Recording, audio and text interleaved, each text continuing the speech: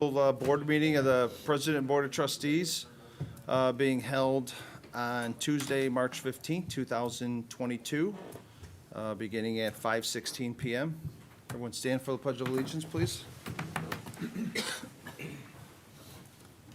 pledge allegiance to the flag of the United States of America and to the republic for which it stands, one nation, under God, indivisible, with liberty and justice for all. Everyone stay standing just for a second. Trustee Everyone would- Brady, you. If everyone would remain standing and assume a reverent position, we'd like to take this time to ask our Lord to watch over and help the people of Ukraine to resist this unwanted, unnecessary invasion of their country, of their homes, for the people who have been murdered by this action, children, families, and of course the town that has been destroyed. We ask God to please bless those and welcome them in His arms, and please, please, let us bring peace back to the world and stop this unwanted invasion. We ask this in the name of our Lord. Amen. Amen. Amen. Thank you, Bill.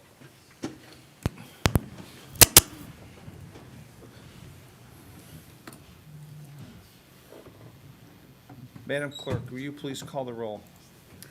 Trustee Brady. Here. Trustee Brennan. Present. Trustee Galante. She's not here. Trustee Mahoney. Present. Trustee Mueller. Here. Trustee Sullivan. Here. President Klotz. Present. Thank you, Clerk. Item number 1, I'd like to ask the board for a motion to consider approval of tonight's agenda. So moved. Do I have a second? I'll second. Thanks, Dennis. Anyone from the board have any comments? Anyone from the public care to comment?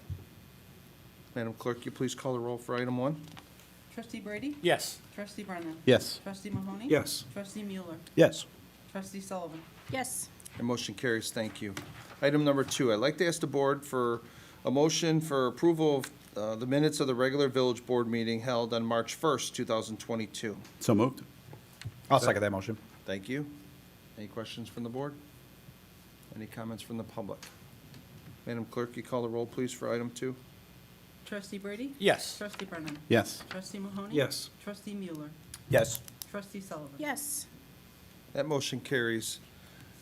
Next, we have item number 3, receive presentation, Tinley Park Business Spotlight. Clerk O'Connor, could you go first with St. Coletta's, please?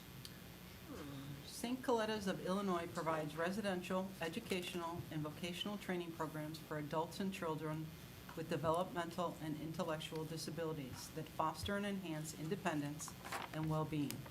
Please join me in welcoming Annette Scathgard, Executive Director of the St. Coletta's of Illinois Foundation. Thank you. Thank you. And many of you, I'm sure, and have been very involved with St. Coletta's, and we've asked for your services and your help throughout the years, many of you more than others, but you might not know that we've been in existence since 1949, and we were founded by the Sisters of St. Francis of Assisi.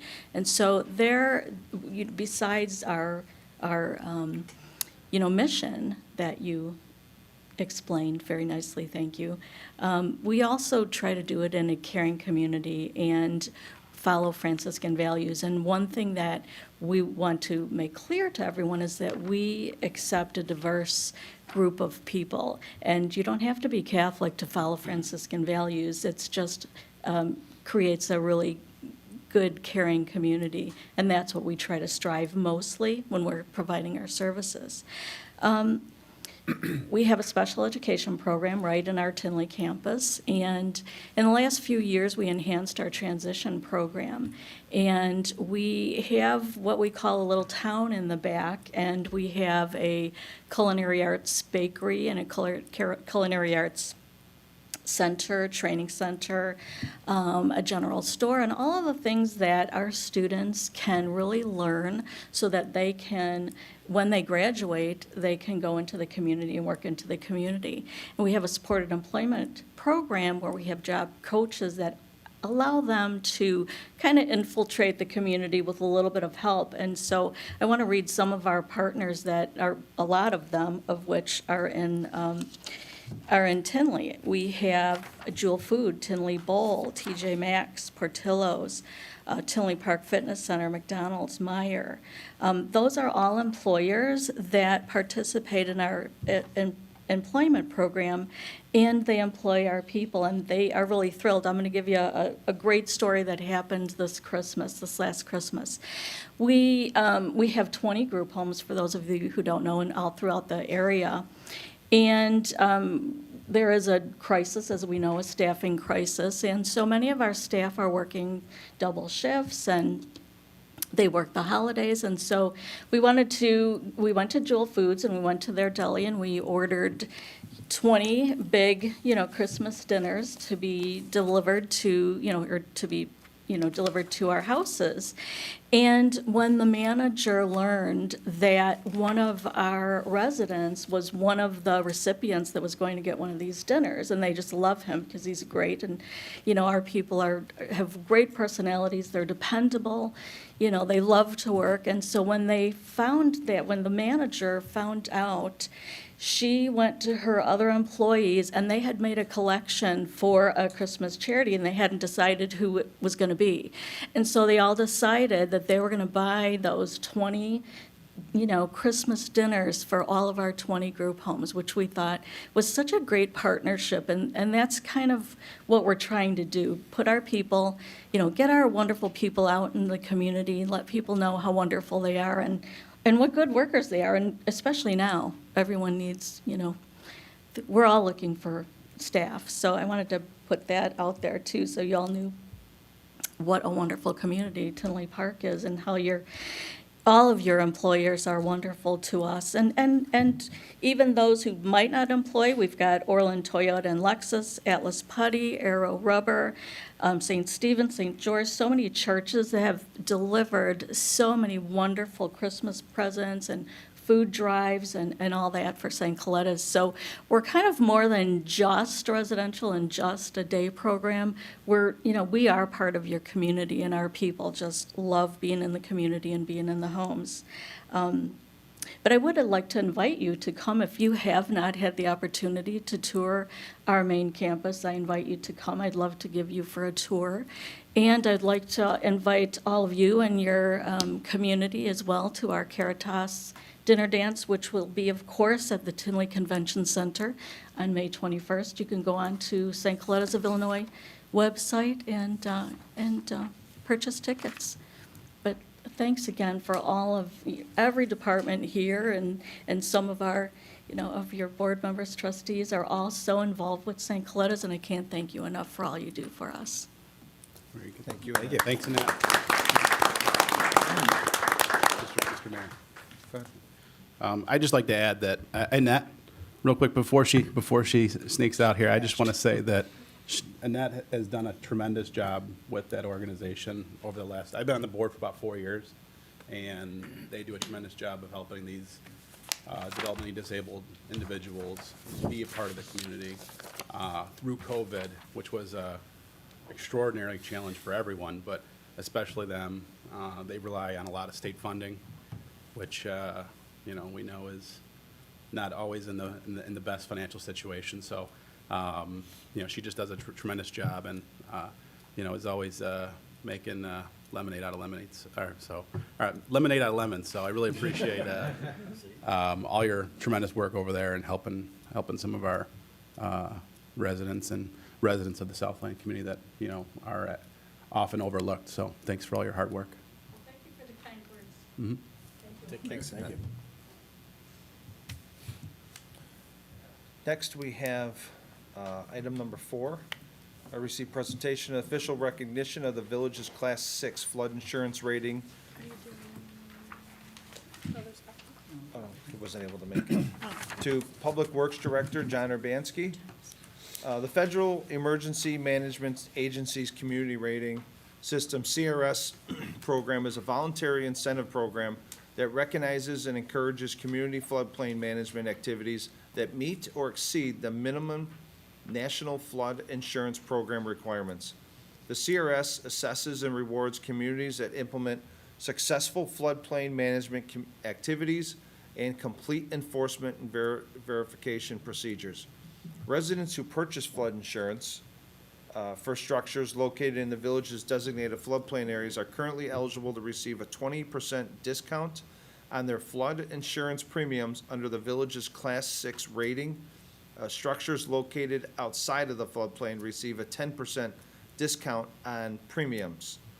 There's no action required, but we received this plaque, John, and I want to present this to you and Colby, and actually, Kimberly, if you could join us. The community development plays a huge role in that.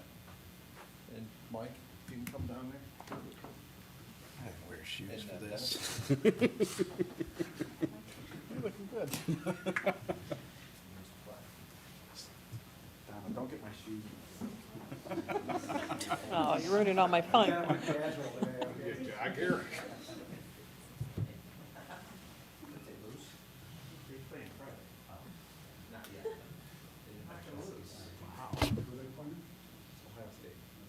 All right, ready? Yes. Got it. Thank you. You guys can pick where that goes. I don't know.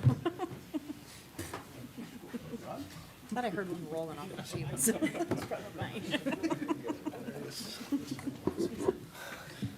gonna send us photos in your gear? Yeah. All right. Mayor, if I could just add on to your statement earlier, I do want to definitely give Colby some accolades on this. This is the first time that we filed for that flood insurance internally to the village. Colby's, efforts, hundreds of hours went into reclassifying us from a level 7 to a level 6. And not only did he save us a lot of money by not farming out that work to an outside engineering consultant, but it also obviously saved the village and their residents money on their flood insurance. So I want to give him, again, special accolades for the amount of effort he's put into that. Great, thank you, John. And if we could make sure that all the residents that live in the floodplain area, if we can make sure that they're aware of this, that'd be great. Thank you, Colby. Next, we have item number 5. May I have a motion to consider approval of the consent agenda items? I'll make that motion. Thank you, Mike. Thank you, Colleen. The consent agenda items have been publicly posted and available for review according to the Illinois Open Meetings Act. Would anyone from the board like any of these items removed from the consent agenda tonight? Nope. Madam Clerk, will you call the roll, please? Trustee Brady? Yes. Trustee Brennan? Yes. Trustee Mahoney? Yes. Trustee Mueller? Yes. Trustee Sullivan? Yes. Thank you, that motion carries. Next, we have item number 6, Trustee Mueller. I move we consider adopting ordinance 2022-0-022 for a special use permit to permit a restaurant pickup window speaker post for Durbin's Express at 18250 Oak Park Avenue. I'll second that. Thanks. Bill, go ahead, Mike. Thank you. Good luck Bill. with the name. The petitioner, Thomas McAuliffe of Durbin's go. Pizza, has requested a change to the previously approved restaurant pickup window special use to allow for a speaker post in the neighborhood flex zoning district. The Plan Commission held a public hearing on March 3rd, 2022, and voted 6-0 to recommend approval of the special use with conditions in accordance with the plans listed and findings of fact in the staff report. Good job, Mike, you nailed it. I did. This is eligible for adoption tonight. Anyone from the board like to comment on Mike's agenda tonight that he nailed? No? Anyone from the public care to talk about item number 6? Nope. Madam Clerk, you call the roll, please. Trustee Brady? Yes. Trustee Brennan? Yes. Trustee Mahoney? Yes. Trustee Mueller? Yes. Trustee Sullivan? Yes. The motion carries. Thank you. Good job, Mike. Item number 7, Trustee Mahoney. Thank you, Mr. Mayor. Please consider adopting ordinance 2022-0-021, authorizing the disposal of surplus personal property owned by the Village of Tinley Park, fleet vehicle equipment. I'll make the motion. Thank you. Is there a second? I'll second it. Thank you. Go ahead, Dennis. Thanks. The Public Works Fleet Vehicle Equipment list for disposal includes various items valued over $1,000. The village uses multiple methods to achieve the highest amount of compensation for its surplus vehicles or equipment. Most items will be sold through public auctions or through salvage and recycling companies. Consider authorizing the Public Works Fleet Vehicle Equipment list for disposal. This ordinance is eligible for adoption. Thank you, Dennis. Anyone from the board have any questions? I just wonder, does the money go back to the public works, or does it go to general fund, any money that we receive for this surplus? Surplus equipment, the money that we receive from auction or sale, however, goes back into the capital fund for purchase of new equipment. Okay. Thank you, Brad. Anyone else?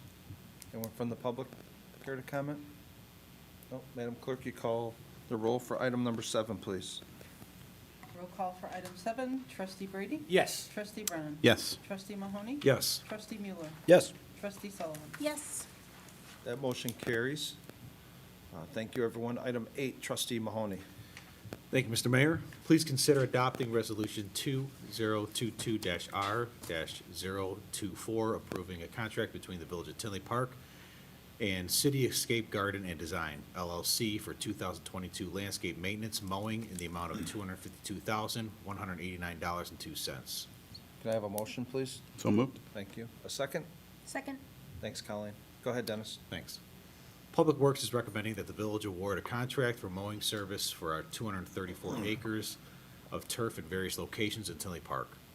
The contract has the option of two one-year renewals. This would be the first year out of the possible 3-year contract.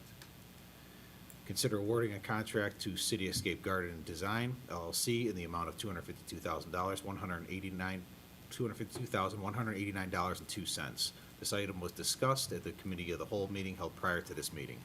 This resolution is eligible for adoption. Thank you, Dennis. Anyone from the board have any comments? Anyone from the public care to comment? Madam Clerk, please call the roll for item number 8, please. Roll call for item 8, trustee Brady? Yes. Trustee Brennan? Yes. Trustee Mahoney? Yes. Trustee Mueller? Yes. Trustee Sullivan? Yes. Motion carries. Thank you, everybody. Next, we have item number 9, trustee Sullivan. All right, receive a presentation of draft 2023 fiscal year budget. I will Take take that that. one. Thank you, trustee Sullivan. Before I get started, I did just want to take a minute to acknowledge our finance team who is with us here today. This really has all come together because of them. They work hard and, they'll stay late without being told or asked, and they know what they need to do to get everything done and put together. So this really wouldn't be a thing without them, and I really just want to thank them for all their hard work, especially without, assistant finance director or official finance director. So I know between Brad and myself, we can't thank the team enough, so. With that being said, I do have a presentation for you all for the fiscal year 2023 budget. There is a lot of information. I know that it was sent to you all, so hopefully you've had a chance to review. I am going to try to move through it fairly quickly, so if there is any questions at any point, just feel free to stop me. We'll start with some of the estimated actuals for the current fiscal year. We'll move on to our estimated revenues. We'll do a high-level departmental overview, and then we'll talk about personnel and capital requests. So starting off with the general fund, we have about an estimated $70 million in revenue, and originally prior to this year, prior to where we're currently at, we had anticipated about $55 million in revenue. So I just kind of want to stop there and say, given COVID, given inflation, given the way that things are kind of right now in the global economy, we are operating at a very healthy level. It does finally feel like there is a bit of a light at the end of the tunnel coming out of COVID and whatnot. So we'll continue to monitor where things are, but, based on this right here, looking at, our revenues and our expenditures, things are in a fairly good place for the village. Moving on to some of the other funds, in terms of our hotel motel tax fund, again, operating at a healthy level. We are going to be redirecting some of the funds, here, some of the revenues we receive for our own tourism initiatives, as you know. In terms of water and sewer, continues to operate on a balanced budget. I will say that although it is balanced, it isn't enough.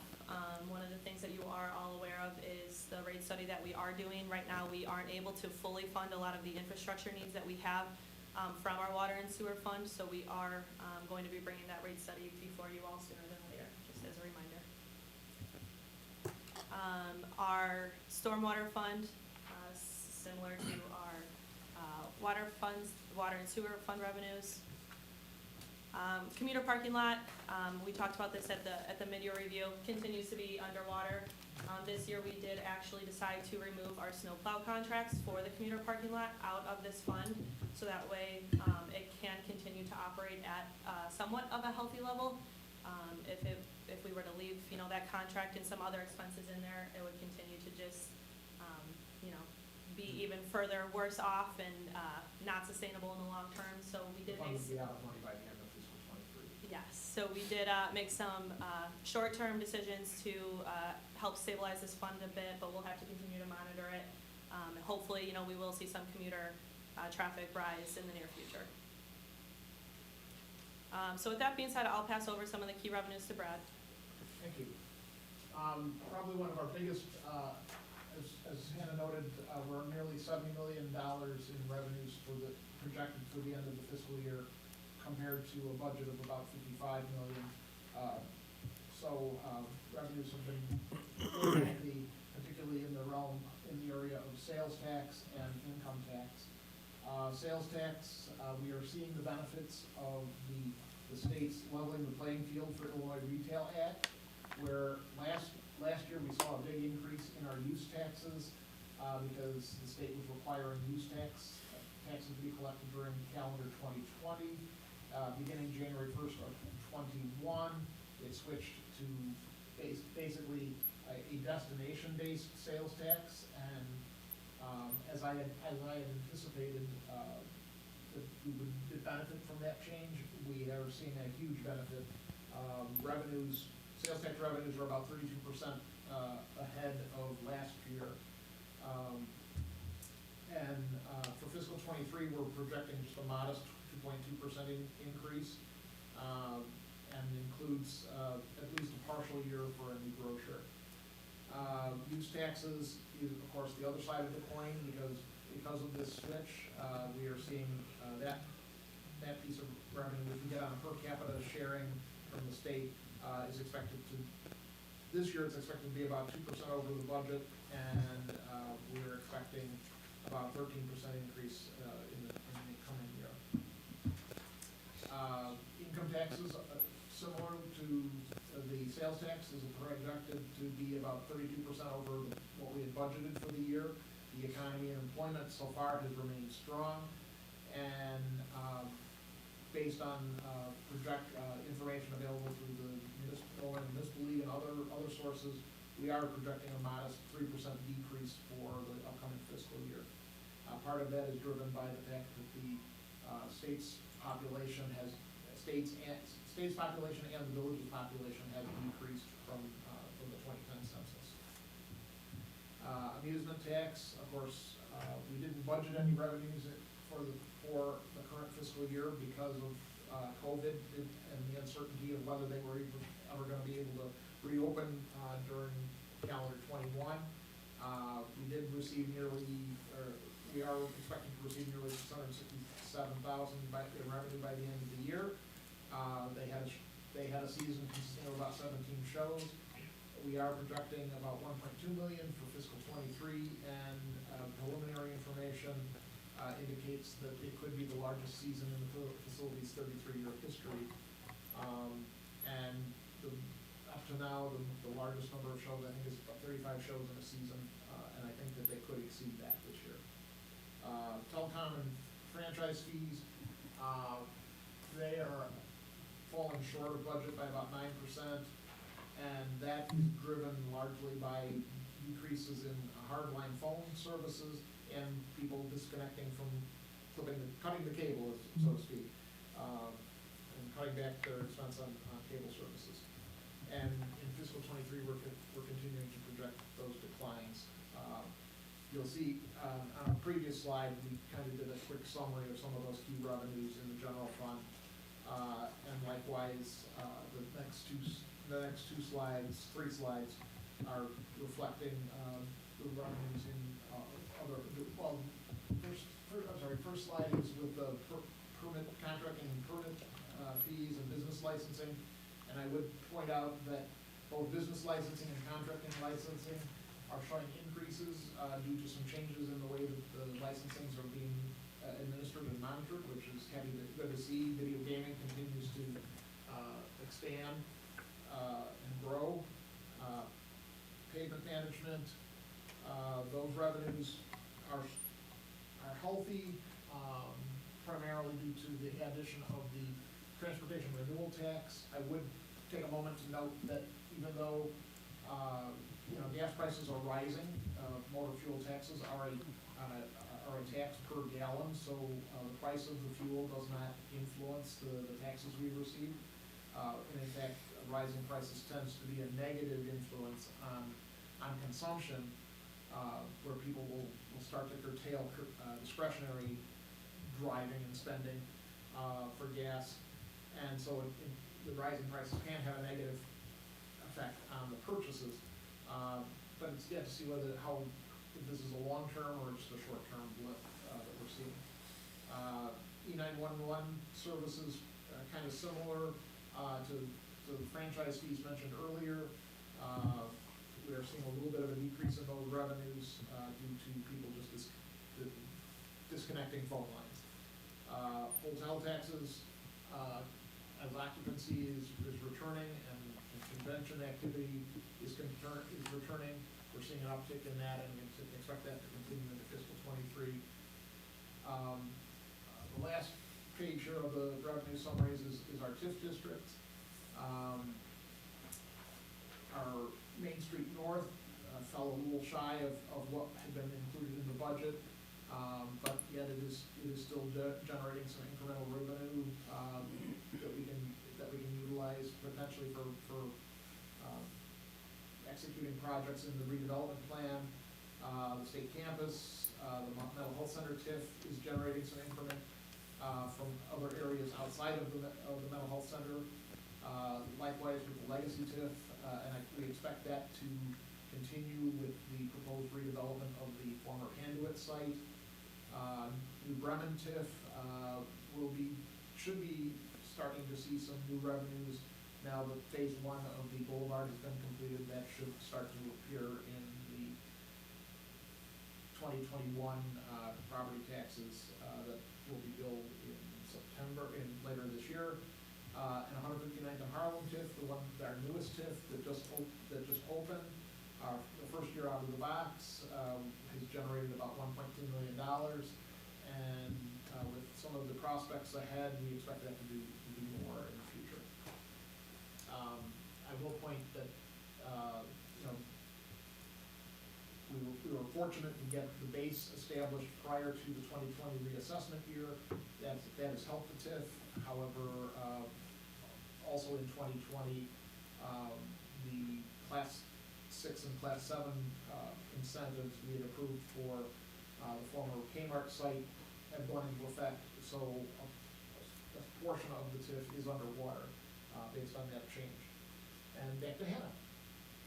All right. Going into the departmental budgets, I wanted to give a couple points of overview before going into them a little bit. This year, Pat and I had asked the departments to kind of just keep things status quo. Again, it's still somewhat of a COVID environment, and the way the economy is, we didn't want to get crazy. We weren't looking to see wish lists or anything along those lines. But with that being said, we did make sure that the departments all had enough money put back into the budget for trainings, meetings, conferences, et cetera, to make sure that we're up to our standards with certifications and things along those lines. Somewhere else we took a hard look was for compensation and benefits within the individual departments. We had a lot of areas where we had positions, especially part-time positions, that were budgeted, but not necessarily at the appropriate hours. So we kind of just took a hard look at that, made sure that they were budgeted at the appropriate hours, and that the benefits that needed to go along with them were in the budget as well, so that there weren't surprises down the road, and also kind of forecasting into the future what the needs would be. And then lastly, there were certain departments where we had centralized something. So for example, in IT, we took a lot of technology out of individual departments, centralized it into the IT budget. Same thing with overhead, we took certain costs out of the individual department budgets, centralized it in overhead to just make things a bit easier for us across the board. So without going into the details, these are the departmental funds. On the far right, you can see the dollars change. Again, I think this is just telling of where we're at financially. We are getting back to where we were pre-COVID, trying to continue to look forward and move forward. I will go through and highlight where some of these bigger changes are, so if you do have any questions, feel free to just interrupt and let me know. So starting with probably the first one that will catch your eye, general overhead. Again, there were several areas that got centralized into this budget. So for example, a lot of compensation, recruitment costs, we put here since it impacts all departments, and post-employment benefits for folks who are retired. Instead of having those in individual departments, we brought those all into overhead. So that's where you're seeing a lot of that increase come from.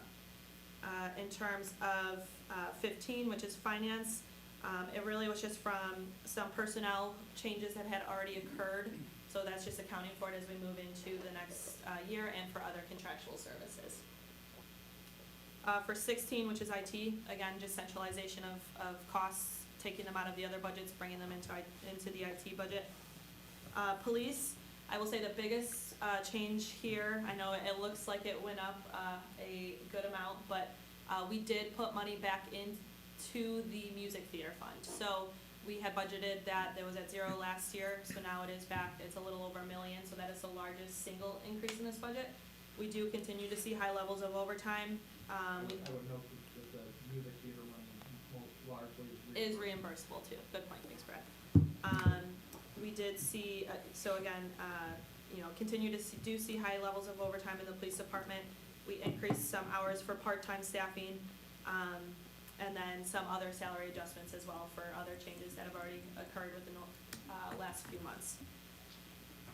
In terms of fire suppression, again, that was one area where we took a hard look at some of the part-time hours.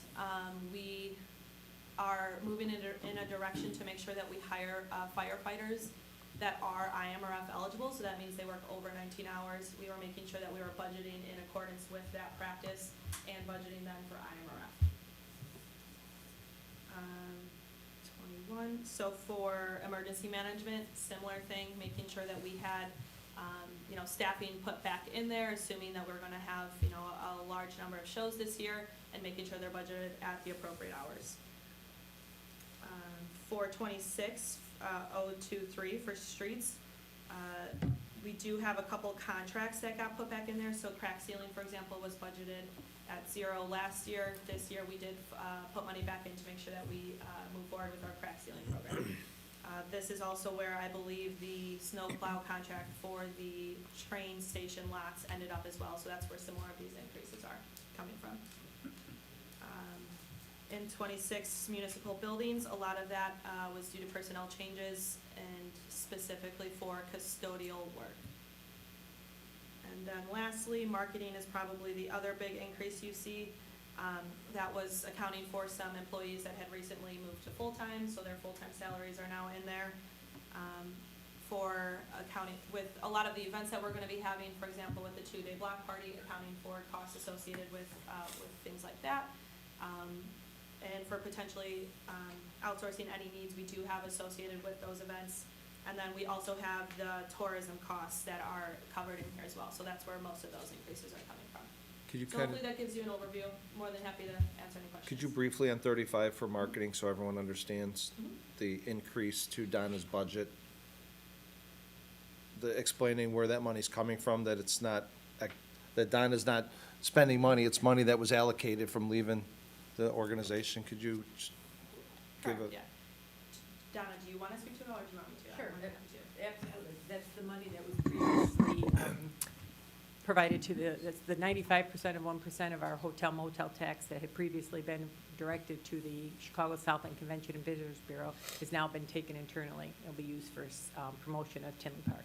Yeah, so it's like, what, 300,000 or something? Just we're shy spend- of, yeah. Yeah, so that money, instead of going to them, where they spread amongst all the communities, it's for Donna and her team in the village to use that money directly for Tinley. Thanks, Donna. Any other questions in terms of the departmental line items? Okay. Moving on to personnel requests, we had just about $1 million in personnel requests. We are capable of funding them, so if there is any feedback, we are seeking your feedback here. Otherwise, we are looking to move forward with a majority of these requests. So breaking them down a little bit, in the manager's office, we are seeking a full-time management analyst and a part-time intern.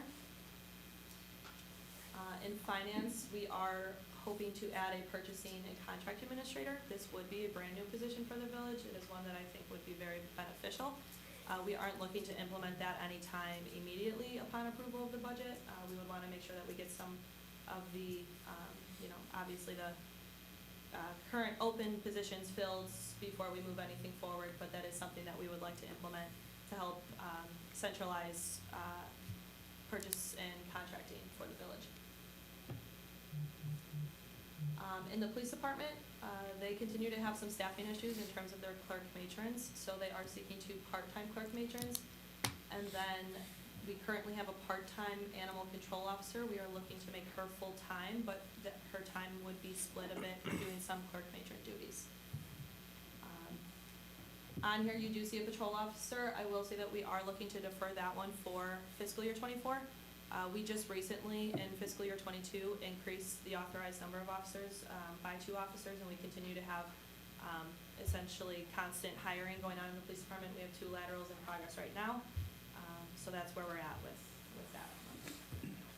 Which puts us at the highest level we've ever been Correct, yes. of officers. Mhm. Great job. Thank you. Yeah, the way I think we look at it internally is we're essentially always hiring patrol officers, so. Fire suppression, we are looking to add back it's the 4th firefighter, right, Steve? Correct. Correct, the 4th firefighter for Station 48. And then also to just increase some hours for the inspectors, part-time inspectors. Under the telecommunications department, we have a mid-year request, so again, nothing immediately, but something to talk about in the future for another full-time telecommunicator. And then for Public Works, under streets, we have a request for a full-time maintenance technician, 2 part-time maintenance techs, and a seasonal. And I'll stop here before I go further. I will say that our Public Works Department is one thing. I know, I don't want to make John sound like a broken record, but he always does kindly ask for more staff. I know when he first started, I think it was right around 1999 or 2000, there was only about 39 full-time maintenance techs, and we're still only at 40. So as the town has grown, yes, we've outsourced different functions, but I think there's a justifiable need to be adding some more individuals in the Public Works Department. We've replaced the time that was outsourced with other things, Right. so. In the electrical department, we have a request for a seasonal. I will say the seasonals were all COVID cuts. We used to have about 12 seasonals per year, so this was just adding back 1 seasonal per department within Public Works to try and get them some summer help. Municipal buildings, we have a full-time custodian. This would be in exchange for freezing 3 part-timers. In community development, we have a mid-year request for an associate planner. This would help fall in line with some of Kimberly's succession planning. And then within water and sewer, I know it doesn't show it up here, but there is another request for 2 full-time maintenance workers. They would be funded out of water and sewer. So that's the overview for personnel requests. I don't know if anyone has any questions. No? Just a brief comment on the Public Works, as John could speak better than I could on it. That is probably one of the most underfunded staffing departments we have.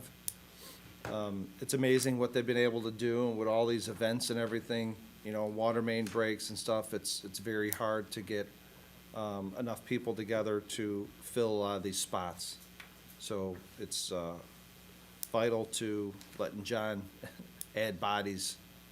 Everyone's wearing many hats, and then with people being on workman's comp and stuff, John and Colby and them have done a great job, with the Band-Aid on it. So thank you. All right, moving on to capital requests. We could be here all day talking about capital. We have a lot of capital requests happening. So just some points before we get into it a little bit. We are just looking at the general fund. We have capital requests within our TIFs and some of our other funds that aren't being highlighted here. It was in the backup that you have, so if there are any questions, feel free to let us know. Keep in mind that we did talk about at mid-year, the bond and the ARPA and the rebuild money that we received, so that is about another $20 million of projects that are happening outside of what you're seeing here. And because of that money and those funding sources, that has really helped us move forward the capital requests you see. There really aren't that many village manager or treasurer cuts this year because we have those other sources, and these are projects that have been deferred, especially during COVID, that we are now able to move forward. So just, again, getting back to the good position we're in now. You'll see a lot of carryovers in here. A lot of that is because of just supply chain and the way the market is right now. A lot of them will be vehicles. In many cases, we have the vehicles, but we just don't have the equipment necessarily, for example, police department vehicles to get them fully outfitted and onto the streets. So that's where you'll see a lot of the carryovers. So here's our overview. We have about $15 million, close to $16 million of capital, but that's including the carryovers. That was what was requested. Or, correct, requested. So just even going on to the next page, ultimately, without the carryovers, we have about $8.2 million of capital that was requested, with the manager's office and finance recommending about 7.6 mil. I'm not gonna go through all of this. If there is any questions, feel free to let me know, but I'll just highlight a couple pieces here and there. You'll see some technology requests, for example, the NeoGov modules, that's to help some internal technology that would greatly benefit all employees. You'll see the finance software. We are still looking to move forward with an ERP project, so that's what that one is. Thank you. In terms of IT, status quo. Police department, there is some items in here. Deputy Chief Tilton is most likely going to be obtaining a grant for some of these portable message boards for a light tower and some generators, which will help us with all the events and concerts we have. So we continue to explore other options for funding as well. We are looking to re-up our K-9 unit. We expect to have that fully funded through Will County, correct, Chief? Will County as well, too, so.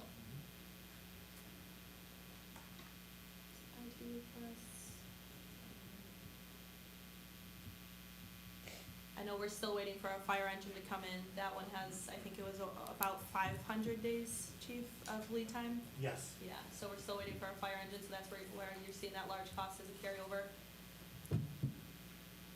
Again, even in Public Works, you can see all of the vehicles that we've ordered that are carryovers that just have not come in yet. Moving forward with some more phases of our street lighting, moving forward with more fiber optic. In terms of buildings, really looking to get some upgrades in our different facilities.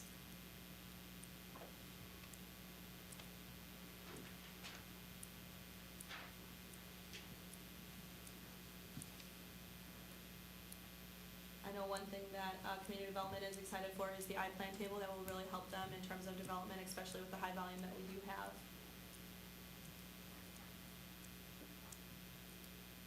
We have our trolley request in here to help promote tourism even more in some of our initiatives here in town.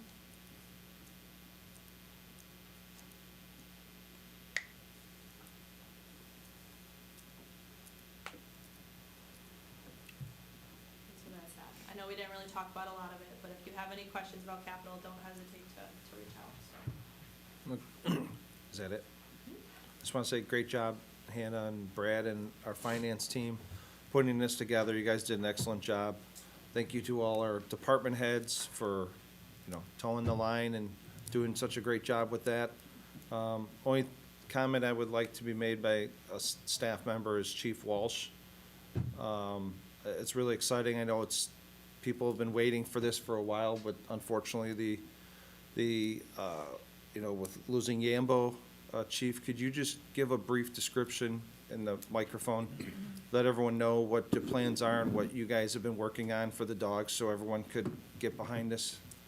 Sure. The Will County State's Attorney's Office is fully funding a K-9 for us, including equipment and initial training. We also had budgeted in here the possibility of getting a second dog, and if we are able to get that, the trainer is going to do the training as a 2-for-1. So we'll get them both officers and both dogs trained at the same time, and the monthly training will be what it would cost us for one dog, for one single dog. So it's a really big, substantial savings for us, and we're looking forward. Hopefully we can get it. They're also gonna outfit the cars. Now, we'll have to outfit the cars our own with what was budgeted for the second dog, but it's a win-win, and we had gone and looked at these dogs. They're fantastic dogs. They're from Germany. They x-ray them. They're just fine, purebred German Shepherds that are really gonna be beneficial for the department. And once we get outfitted and once we get going, a department this size, we should have a couple of dogs out there. And we were talking about what use we wanted to use, and I think we all agreed that first we're gonna do a multi-purpose dog, where it's gonna be drug and, for lack of a better term, bite, and not a dog language guy, but it's, you know. We have a video of Bill to show. What's that? We have a video of Bill getting bit. Yeah, well, to shoot. he did, yeah. Bill was the guinea pig that day, yeah. But anyway, we're gonna go with the multi-use first, and then we're gonna do some interdictions and see if we can bring some more revenue to the town through some of our seizures. So hopefully we'll be able to get that second dog as well, but the first dog is a goal. Yeah, and most of it will all be paid for by Will County. Well, the first one. Yep. And you're not, Second one, though, would be put all the training in a 2-for-1, they're basically paying for the village to have a second dog. It's a substantial savings, and it's a great benefit to the town. In the cars, you're not purchasing cars, you're using existing cars that are coming in through fleet. Well, we have, yeah, and Will County will pay for the outfitting of the one vehicle, and then we'll just have to outfit the second one. Sure. Thanks, chief. I know a lot of people have been wanting new canines, so they're coming. There's a lot of people have been waiting for the canines, and so they're on their way. So thanks. It's a fantastic resource for the village, and the village's side we should have our own, not be relying on anybody else. Nope, and quality of dogs, and thank Bill Brennan. You're actually the one that recommended the site where, went to go look at them, and they're excellent facility, so thank you. So, I'm sorry, Dan, do you want to? So, again, with the board's input, which we appreciate, now the finance team will be wrapping the budget up and putting it into final form. All of the personnel that we've talked about today have just been in a proposed status. We have not integrated them into the budget yet. So that has to be adjusted, and some of the capital all needs to get assigned to their budget account numbers and things like this. So we will, the next couple of weeks, the staff will be putting the budget into its final form, making it getting it ready to make it available for public inspection and for the public hearing, and then for the adoption of the budget in April. And you know what, lastly, I forgot to mention too, Brad, it's great having you back. Thank you. We really appreciate it. Thank you. Yeah, we do. Your institutional knowledge is second to none. Thank you. You had something to Yeah, I just wanted to add, and as the board knows, it's been a long and hard 2 years, and, we're in a great position financially because of a lot of the planning and preparation that we did 2 years ago when this pandemic broke out.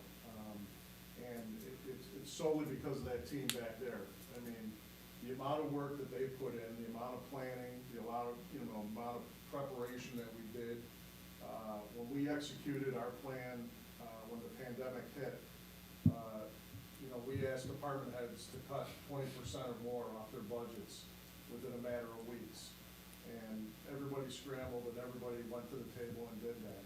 And what you see before you hear is just bringing us back to pre-pandemic levels. I mean, you see a lot of big percentage increases, but we're just coming back to where we were in 19 and 20. And we're in this position because of the finance team. They've been through a lot, especially in the last few months, with no assistant finance director, no finance director. And again, thanks to Brad for coming back with that. But it's been also the support of the board that's allowed us to execute on these things, and having faith in the team that put this all together for the citizens and the board here. So again, a great thank you for myself, you know, to the finance team to make this happen, and we couldn't do it without you.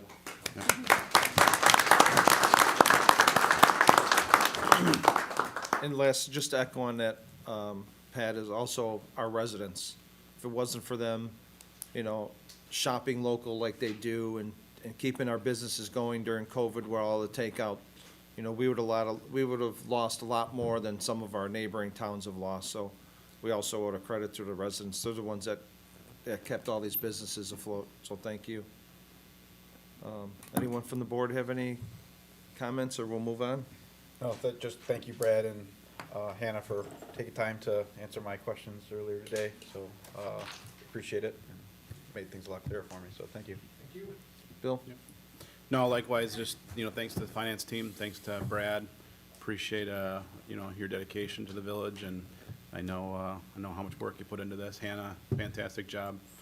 Pat, and, you know, and even, you know, Dave, 2 years ago, from, like I said, putting us in this position that we are. We're lucky, we're lucky to be in the spot we are. So I think the financial policies that, you know, the fiscal policies that we've kept have really, you know, done our citizens and our residents, business owners, a really, you know, great deal of gratitude to you guys. So I just, you know, appreciate all you guys have done.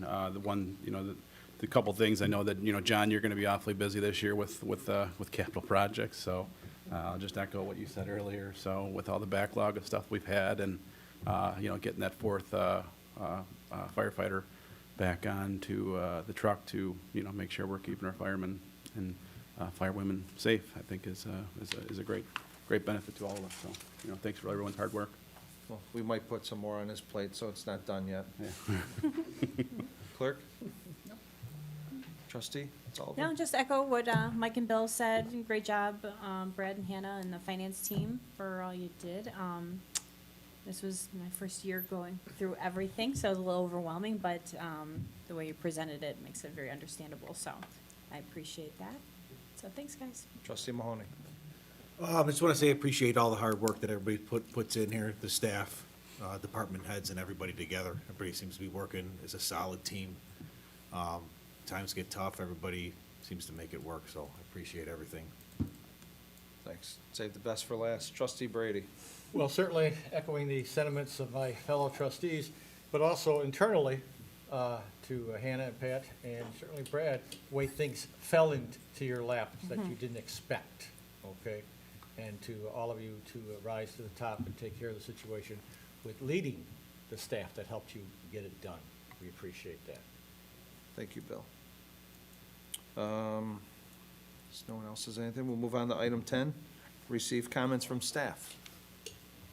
Anyone outside of the budget discussion have anything to discuss? Looking to the left, looking to the right, nothing. Next, we'll move on to item number 11, receive comments from the board. I would just like to, you know, make a comment for, thank all of our staff, our first responders, our commission members, our volunteers, our residents, our sponsors, our float participants that made that St. Patrick's Day a huge success. So thank you to everyone. It was great. It was a really nice event. So thank you. And we had our Orland Township up front with us. Brought the crew out. Thank you, Paul, for having the township there for us. You're welcome, Mayor.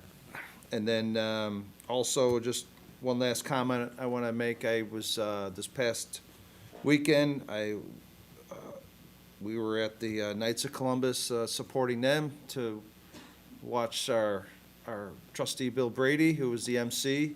He did not disappoint. If you have not seen Bill Brady's comedy act, it is a must-see. He kept us all on our toes, and he did an excellent job. And you know, all the things that you do, Bill, thank you very much. We appreciate it. It was a very fun night with the Knights of Columbus. So thank you. Thank you. Well, it was a great fundraiser for the Knights of Columbus and all that they do. So we appreciate you supporting them. And just for the record, I wasn't the MC, I was the act and host. That's what that was? Oh, okay. I'll remember that next time you sit in my audience. That's why we will come back. I learned the one guy that was starting to speak up with Bill. He was getting ready to rock and roll, so good thing he pulled it back a little bit. Yes, he did. Anyone You else? were waiting for it. I was. Bill heard the laugh. Anyone else from the board have any comments? No, he's not only funny looking, he's pretty funny. Can't argue that. I would like to add that the float that we had in the St. Patrick's Day Parade was decorated by our Boy Scout Troop 911, that's sponsored by the Tinley Park Police Department, and also sponsored by the Tinley Park Police Department, our Sea Scouts that were there also to decorate the float on Saturday before. And I think this is our 4th or 5th year in decorating the float. And certainly John Jerry over at Emergency Management did a great job assisting us and the staff in getting it all there. So I will let them know that you were grateful for what they all did. Thank you. Thank you. Fine And- looking float. And I have one more just thing. If there are any boaters out there that's watching this show, or this, well, it can be funny at times, I guess. We have a boating safety class that is at the Tinley Park Park District on the 26th and 27th of this month. It is no charge. Anybody that cares to drive a boat under the age of 12 have to take this boating safety course. And we invite adults to be there along with the kids. It's a great experience. And things have changed. I get boaters that turn around and say, oh, I've been boating 10 years. Well, things have changed in 10 years. So we invite you to come to this. It's from on Saturday, 9 to 3, and Sunday, 10 to 4. So get a chance to join us on this free boating safety course put on by the Department of Natural Resources and the Tinley Park Park District. Thanks, Bill. And lastly, I wanted to mention too, I want to thank our Police Chief, Matt Walsh. 2 of us attended Saturday's Archer Avenue Parade to honor Ella French. So thanks, Matt, for doing that with me. Thank you for inviting me, it was a really nice event. If there's nothing else, we'll move on to item 13. I'm sorry, item 12, receive comments from the public. Anyone from the public here to comment? No, let the record reflect there are none. I'd like to ask the board for a motion, or item 13, I'd like to ask the board for a motion to adjourn to executive session to discuss the following. A, the appointment, employment, compensation, discipline, performance, or dismissal of specific employees of the public body or legal counsel for the public body, including hearing testimony on a complaint lodged against an employee of the public body or against legal counsel for the public body to determine its validity. And B, the purchase or lease of real property for the use of the public body, including meetings held for the purpose of discussing whether a particular parcel should be acquired. Is there such a motion? I'll make that motion. Thank you. Is there a second? I'll second. Thank you. Madam Clerk, you call the roll? Roll call for item 13, trustee Brady? Yes. Trustee Brennan? Yes. Trustee Mahoney? Yes. Trustee Mueller? Yes. Trustee Sullivan? Yes. That motion carries. Thank you. We will not be returning. We are adjourned at 6:14 PM. Thank you, everybody.